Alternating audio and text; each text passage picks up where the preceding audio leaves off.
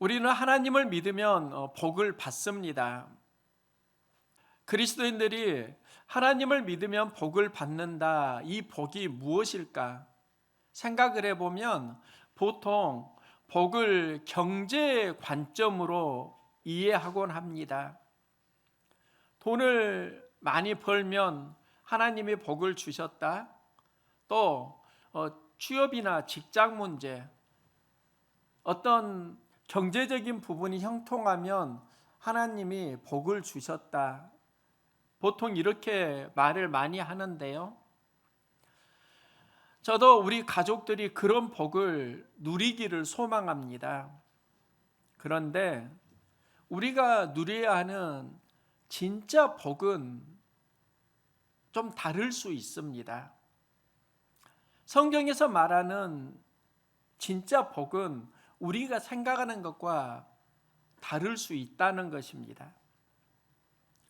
하나님은 천지를 창조하시고 인류에게 복을 주시는데요. 하나님이 그들에게 복을 주시며 하나님이 그들에게 이르시되 생육하고 번성하여 땅에 충만하라. 땅을 정복하라. 바다의 물고기와 하늘의 새와 땅에 움직이는 모든 생물을 다스리라. 하나님이 인류를 만드시고 우리에게 주신 복입니다.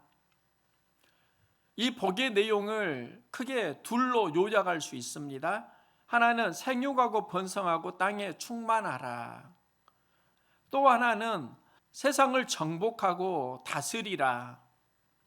리더로 살라. 때로는 이 다스림이 섬김을 포함합니다. 그래서 정복하고 다스리는 삶을 살라. 이게 하나님이 주시는 복인데요. 이 복을 이룬 사람이 구약을 보면 아브라함과 다윗입니다. 하나님이 아브라함을 부르실 때 너는 너의 고향과 친척과 아버지의 집을 떠나 내가 내게 보여줄 땅으로 가라. 내가 너로 큰 민족을 이루고 내게 복을 주어 내 이름을 창대하게 하리니 너는 복이 될지라. 하나님이 아브라함을 부르실 때 큰 민족을 이루고 내 이름을 창대하게 하리라. 이 복이 하나님이 천지를 창조하시고 생육하고 번성하고 땅에 충만하라. 이 복과 연결됩니다. 하나님은 우리에게 복을 주시고요. 그 복이 이루어지는 과정을 알려주시는데요. 너의 고향과 친척과 아버지의 집을 떠나라. 고향, 친척, 아버지의 집은 우상이 만연한 곳입니다. 우상이 지배하는 환경을 떠나라는 것일 수도 있고요. 또 아브라함이 의지하고 살았던 곳입니다. 익숙해진 삶의 습관, 옛 삶에 축적된 그 경험들, 그것을 좀 떠나라는 것입니다. 내가 너에게 보여줄 땅으로 가라. 보여줄 땅, 비전의 삶이라고도 할 수 있는데요. 하나님이 아브라함에게 복을 주실 때 두 가지를 말씀합니다. 하나는 떠나라는 것이고 다른 하나는 보여줄 땅으로 가라는 것입니다. 아브라함에게만 이 말씀을 하시는 게 아니라 우리에게 복을 주실 때도 이 원리는 동일합니다. 우리 마음에 떠나야 하는 곳이 있습니다. 그리고 가야 하는 약속의 땅, 비전의 땅이 있습니다. 이 떠남과 지시할 땅에 약속하신 곳으로 가는 삶, 그곳에서 복이 이루어집니다. 하나님이 아브라함을 부르실 때 또 한 번의 콜링이 있는데요. 하나님이 아브라함을 부르시고 복을 주시고 그 복의 정점이 독자 이삭을 주는 것인데 하나님은 아브라함을 또다시 부르십니다. 독자 이삭을 모리아 산에 가서 번제로 바치라는 부르심입니다. 그런데 이 부르심 앞에 하나님이 그 이유를 어떻게 기록하냐면 하나님이 아브라함을 시험하시려고, 이 테스트 하시려고 부르신다는 겁니다. 그러면 이 테스트가 무엇인가? 아브라함이 큰 민족을 이룰 수 있는 믿음의 그릇인지를 테스트 하시는 겁니다. 그리고 그 믿음의 테스트에서 대상은 그가 가장 아끼는 소중한 독자 이삭이고, 장소는 모리아 산입니다. 이 모리아가 관점을 알다, 이런 의미가 있습니다. 그러면은 모리아 산에서 독자 이삭을 바치라, 이것은 너의 삶 속에서 하나님의 관점을 알아가라, 하나님의 관점을 아는 믿음의 테스트입니다. 아브라함은 모리아 산에 가서 이삭을 하나님의 번제물로 바치는 믿음 행동을 하고요.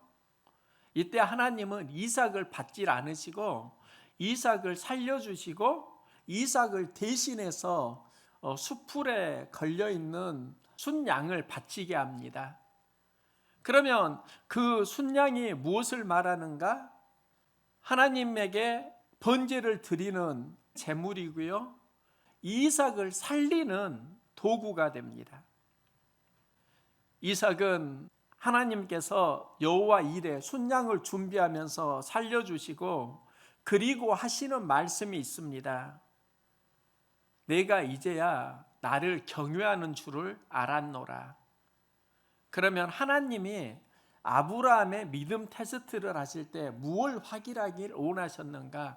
하나님을 경외하는 그 마음을 원하신 겁니다. 하나님을 경외한다, 아브라함의 신앙 고백이고요. 이 신앙 고백이 이루어진 모리아 산이 나중에 예루살렘 성전이 세워지는 믿음의 터전이 됩니다. 아브라함이 했던 신앙 고백은 하나님을 경외하는 신앙 고백이고, 하나님을 경외하는 신앙 고백 위에 예루살렘 성전이 세워진다는 겁니다. 이 믿음을 통해서 아브라함은 큰 민족을 이루는 믿음의 선조로 성장해 갑니다. 또 구약에서 다윗을 이해해야 합니다. 하나님은 땅을 정복하고 다스리라, 이 복을 누린 사람이 다윗입니다. 이스라엘은 애굽에서 출애굽을 하고요, 나오고, 그리고 떠돌이로 40년을 광야 생활하다가 가나안에 들어갑니다. 그리고 그 가나안을 하나하나 정복해 가는데요, 이스라엘은 그 당시 보면 약한 민족이었습니다. 그 주변에는 강대국들이 많이 있었습니다. 그런데 그들이 가나안을 정복해 가고 다윗이 왕이 되면서부터 하나님이 이기게 하시니라, 그 주변 나라를 계속 정복해 가는 겁니다. 다윗을 통해서 땅이 정복되고 또 그 주변 민족을 다스리는 왕권이 제일 강력해집니다. 정복하라, 다스리라, 이 복을 누렸는데요, 다윗이 다스렸던 게 그 주변의 나라가 전부였을까? 다윗이 진짜 다스리려고 했던 게 무엇일까 보니까요, 그것은 자기 마음이더라고요. 다윗이 진짜 싸웠던 것은 자기 마음이었어요. 주변에 많은 나라가 있지만 다윗이 가장 고민하고 또 정복하기 힘들어했던 게 마음 나라더라고요. 하나님, 계속 나를 다스려 주세요, 이 기도를 꾸준히 했던 사람이 다윗입니다. 다윗은 왕이 되고 많은 실수를 합니다. 그래서 시편 51편에서 내 속에 정한 마음을 창조하시고 내 안에 정직한 영을 새롭게 하소서, 나를 주 앞에서 쫓아내지 마시고 주의 성령을 내게서 거두지 마소서. 이 기도가 어떤 기도인가? 다윗이 밧세바를 범하고요, 하나님과의 다스림이 죄로 무너져 갈 때 했던 기도입니다. 정한 마음을 창조하소서, 정직한 영을 새롭게 하소서, 주의 성령을 거두지 마옵소서. 이 기도는 하나님 나 다스려 주세요. 다윗은 항상 하나님의 다스림을 간구했고요, 이 믿음의 절정이 예루살렘 성전을 세우는 준비가 됩니다. 솔로몬이 예루살렘 성전을 짓지만 그 성전을 지을 수 있도록 준비한 사람은 다윗이고, 이 다윗이 했던 것은 하나님의 다스림을 내가 받는 것이고, 하나님의 다스림 안에 이스라엘 공동체가 거하는 것이고, 이 다스림을 통해서 이스라엘이 온 세상 주변 나라의 정복 다스림을 경험하는 겁니다. 구약은 크게 두 가지 복을 말합니다. 생육하고 번성하라, 아브라함이 받은 복이고요, 정복하고 다스리라, 다윗이 받은 복입니다. 하나님은 이 복을 우리에게 주길 원하시는데, 그 복의 통로를 신약은 어떻게 시작하고 있는가? 바로 예수 그리스도라고 고백을 하고 있습니다. 그래서 아브라함과 다윗의 자손 예수 그리스도의 세계라, 신약은 이렇게 시작됩니다. 우리가 신앙생활을 하면서 복으로 누구를 선포할 것인가? 초대교회 믿음의 선진들은 많은 핍박을 받았습니다. 그리스도인들을 콜로세움 온영 경기장에 불러오고요, 그곳에서 굶주린 맹수를 풀어주고 물려 죽게 합니다. 그때 그 온영 경기장 안에서 그리스도인들이 외쳤던 비전이 있습니다. 하늘에 있는 자들과 땅에 있는 자들과 땅 아래에 있는 자들, 모든 무릎을 예수의 이름에 꿇게 하시고 모든 입으로 예수 그리스도를 주라 시인하여 하나님 아버지께 영광을 돌리게 하셨느니라. 사람들이 그리스도인들을 조롱하고 그들은 죽어가는데, 그들은 예수 그리스도를 주로 선포하고요, 너희가 언젠가 예수 이름 앞에 무릎을 꿇고 예수를 너희도 주라고 고백하리라, 이 외침을 하면서 죽어갔습니다. 이게 어떤 비전 선포인가? 예수를 주로, 너희가 예수의 다스림 안에 거하리라. 이 비전을 초대교회도 외쳤다는 겁니다. 그들은 죽었지만 380년 데오도시우스 황제 때 로마 제국은 기독교를 국교로 선포합니다. 우리의 삶도 예수를 주로 선포할 수 있기를 소망합니다. 그러면 두려움을 이기는 힘을 얻습니다. 아브라함과 다윗의 자손 예수 그리스도의 계보라. 여기서 계보가 비블로스 게네세오스인데요, 이 게네세오스에서 영어 제네시스가 나오게 되고 창세기를 영어로 제네시스라고 합니다. 그럼 창세기는 시작, 기원이라는 의미를 가지는데요, 구약의 시작은 하나님이라고 하면 신약에서 시작은 예수 그리스도입니다. 그러면 예수 그리스도가 신약에서 선포되어지는데, 구약에서 약속한 복을 받은 사람이 아브라함과 다윗이고요, 이 아브라함과 다윗이 받았던 복이 예수 그리스도를 통해서 우리에게 주어진다. 예수를 통해서 하나님이 우리에게 복을 주신다. 우리가 누려야 할 복은 예수 안에 있습니다. 예수가 왜 우리가 누려야 될 복이 되는가? 마태복음을 연결해서 보면은 예수가 복의 정답인 이유가 있습니다. 제가 마태복음 1장을 보니까요, 그 다음에 낳고가 계속 나옵니다. 나으니라, 이게 30번 이상 나오더라고요. 마태복음을 읽는데 낳고 낳고만 나오니까 읽기가 좀 어려울 수 있는데 내용을 보면은요, 예수 그리스도의 사역이 무엇인가를 잘 보여줍니다. 생명을 낳고 예수 그리스도가 우리 인생의 복음의 답인 이유는요, 예수님의 포커싱이 낳고 생명으로 이어지기 때문입니다. 우리의 삶이 생명 포커싱으로 갈 수 있기를 소망합니다. 이게 예수 그리스도의 복음입니다. 또 예수 그리스도가 성령으로 잉태되었다. 예수 그리스도의 탄생을 성령으로 잉태되었다, 이렇게 말씀하는데요. 우리 안에 모든 상황 속에서 성령의 조명을 받으면 삶은 말씀과 동행하는 삶이 됩니다. 즉, 예수님이 답인 이유는 생명의 포커싱이 있지만 또 하나는 성령 포커싱이 있습니다. 우리의 삶이 성령을 통해서 생각이, 지각력이, 감정이 인도함을 받으면 하나님 주시는 답을 만날 수 있다는 겁니다. 우리의 모든 상황을 성령으로 해석할 수 있기를 소망합니다. 그러면 지각력과 감정이 새로워집니다.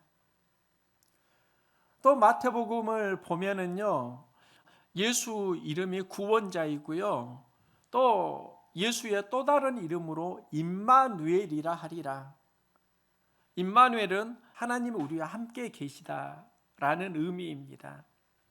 예수님 이름이 구원자이고 임마누엘인데, 하나님이 우리와 함께 계신다, 하나님이 우리와 함께 하신다, 이게 무엇인가? 하나님과 동행하는 포커싱입니다.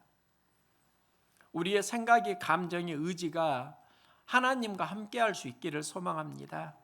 하나님과 동행 포커싱이 되면은요, 우리는 인생의 수많은 문제에서 답을 찾을 수 있습니다.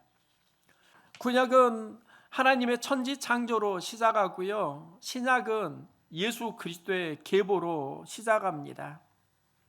하나님의 천지를 창조하시느니라 많이 듣는 이야기인데, 신약의 아브라함과 다윗의 자손 예수 그리스도의 계보라 많이 듣지 않습니다. 그런데 아브라함과 다윗의 자손 예수 그리스도의 계보라, 이 말씀을 이해하면 의미가 새로워집니다. 구약은 천지 창조를 알려준다고 하면 신약은 하나님의 구속사를 알려줍니다. 하나님의 구속사의 정답을 예수 그리스도, 이 예수 그리스도라는 말이 구원자라는 의미입니다. 예수가 그리스도이다, 구원자이다, 이게 구체적으로 무엇을 말하는 것일까? 주일학교 교사로 사역할 때 아이들에게 암송을 시켰습니다.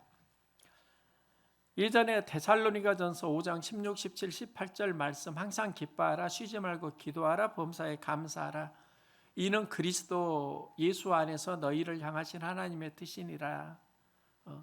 이 암송을 시켰을 때 경험인데요, 이 암송을 시키고 오후에 차를 타고 이제 광주에 올라옵니다. 그날은 제가 독서실을 다닐 때였는데, 독서실 올권이 끊어져서 어머니에게 용돈을 달라고 했는데요, 어머니가 이웃집에 빌리러도 갔는데 그날 상황은 뭔가 좀 쉽게 풀리질 않았습니다. 그리고 차비만 가지고 180번 나주 군내 버스를 타고 광주 자취방으로 갔습니다. 그때 그 차 안에서 내가 느꼈던 감정이, 생각이 지금도 떠오르는데요, 광주에 가면 뭐해, 생활비도 없는데, 그러면서 좀 불편한 감정이 생기더라고요. 그렇게 한참을 불평하다가 오전에 아이들이 가르쳤던 말씀이 생각났습니다. 항상 기뻐하라, 쉬지 말고 기도하라, 범사에 감사하라, 이것이 너희를 향하신 하나님의 뜻이니라. 나는 짜증내고 있고 기도하지 않고 불평하고 있었습니다. 그래서 이러면 안 되겠다 싶어서 제가 자취방에 들어가자마자 하나님께 무릎 꿇고 기도했던 적이 있습니다. 하나님, 불평하고 짜증내는 이 마음 하나님 뜻 아니잖아요. 바꿔주세요. 이렇게 기도를 하고 있는데요, 잠시 후에 동생이 들어오더니 나에게 봉투 하나를 주었습니다. 누나가 형에게 주라고 그랬어. 제가 보니까 그곳에 돈이 있는데 독서실 올권을 끊을 수 있고 일주일 정도 생활할 수 있는 그 정도의 어떤 용돈이었습니다. 그래서 예전에 하나님께 기도하니까 누나를 통해서 하나님이 생활비 용돈을 주셨다, 기도 응답을 받았다고 했던 과거의 경험이 있는데요. 그런데 지금 생각하니까 좀 달라졌습니다. 내가 받은 기도 응답이 무엇이지? 누나가 준 생활비가 내가 받은 기도 응답이었을까? 그게 기도 응답이 아니라 내가 예수 안에 들어갔을 때 받은 기도 응답은요, 내 안에 불평과 짜증의 마음이 하나하나 흘러가는 거였습니다. 내 감정이 예수 안에 들어가니까 내 안에서 기쁨의 감정이 회복되는 거, 그게 진짜 기도 응답이었습니다. 이 기도 응답을 지금도 하나님 앞에 기도하고 있습니다. 용돈이 생겼다, 그것은 그 다음의 문제이고 우리가 항상 받아야 되는 기도 응답은 그런 겁니다. 환경에 반응하는 삶이 예수가 그리스도이다, 이 지각력을 가지고 반응을 하면은요, 감정을 새롭게 주십니다. 판단력을 새롭게 주십니다. 새로운 감정과 새로운 지각력이야말로 우리가 실제로 받아야 되는 기도 응답입니다. 우리는 일상에서 사건을 만날 때 각자의 노력을 합니다. 근데 노력의 과정을 보면 감정이 답인 사람이 있습니다. 내 기분으로 모든 상황을 해석합니다. 그런데 좀 더 성장하면요, 그 감정 속에서 옳고 그름을 판단하는 지각력이 자랍니다. 이걸 합리적 이성. 그런데 감정과 합리적 이성이 만나면 답은 나오지 않습니다. 도리어 더 충돌하는 경우가 많이 있습니다. 그러면 우리는 어떻게 성장을 해야 하는가? 예수님이라면 어떻게 할까? 예수가 그리스도이다, 이 말은 내 상황 속에서 예수님이라면 어떻게 할까? 이 질문을 하는 것이고, 여기에서 이 과정에서 새로운 답을 만나는 겁니다. 이것이 예수 그리스도의 계보라, 예수 그리스도의 세계가 복음이고, 이 예수 그리스도의 세계가 어디에서 이루어져야 할까요? 우리 마음 안에서, 여기에서 생명이 살아난다고요. 지난주 교회 카톡방에 동영상 하나가 올라왔습니다. 교회 권사님이 올린 동영상인데요, 2016년 10월 대만에서 금종상 시상식이 있었습니다. 우리나라로 말하면 권위 있는 연예 대상인데요, 여기서 배우 이천주가 나무주연상을 받고 생방송에서 자신의 수상소감을 말합니다. 수상소감으로 하나님께 영광을 돌리는 고백은 많이 들었는데, 여기에서 특별한 것은 주기도문을 선포하는 겁니다. 신학교에 다닐 때 주기도문은 그 당시에 선포였다, 그게 기억이 나는 겁니다. 이천주는 수상소감으로 주기도문을 선포했는데요, 왜 그는 주기도문을 선포했을까? 연기 인생을 하면서 많은 갈등이 있었을 겁니다. 낙심, 낙담이 있었을 겁니다. 또 유혹도 많이 있었을 겁니다.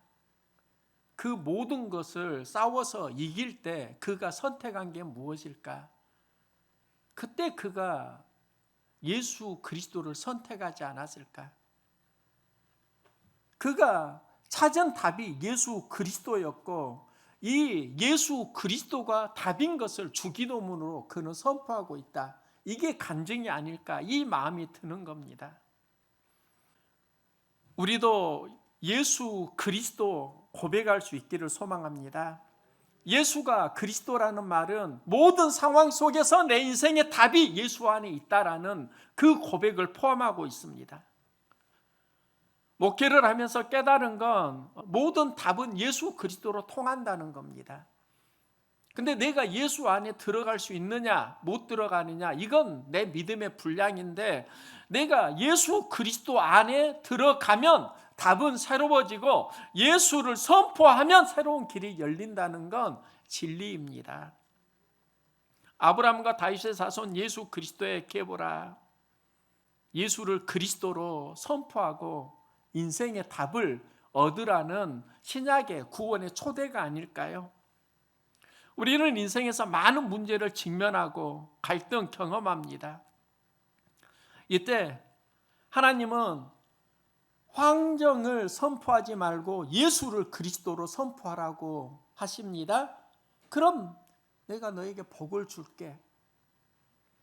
이 복이 무엇일까? 부정적 감정이 긍정적 감정으로 회복되는 겁니다. 흐려진 지각력이 다시 살아나는 겁니다. 인생이 왜 힘들고 어렵나요? 이 질문을 할 때 정답을 찾기로 원하면 예수 그리스도를 선포할 수 있기를 소망합니다. 인생의 많은 질문을 예수로 답하고 살아가면은요, 예수를 선포하면은요, 하나님은 그때 새 마음을 주십니다. 그리고 이 새 마음이 복받는 인생으로 연결됩니다. 하나님은 우리에게 복을 주시기를 원하십니다. 그런데 우리가 기대하는 그 복보다 더 소중한 하나님의 복은 우리 마음의 생명의 복입니다. 예수가 그리스도라고 선포하면은요, 그때부터 감정이 새로워지고 지각력이 새로워지고 우리의 의지가 새로워지고 우리는 하나님 주시는 복의 복을 누릴 수 있습니다. 아브라함과 다윗의 자손 예수 그리스도의 세계라, 이게 복음의 시작이라고 하면 예수 그리스도, 예수가 그리스도라는 고백이 우리 삶의 능력과 답이 되기를 소망합니다.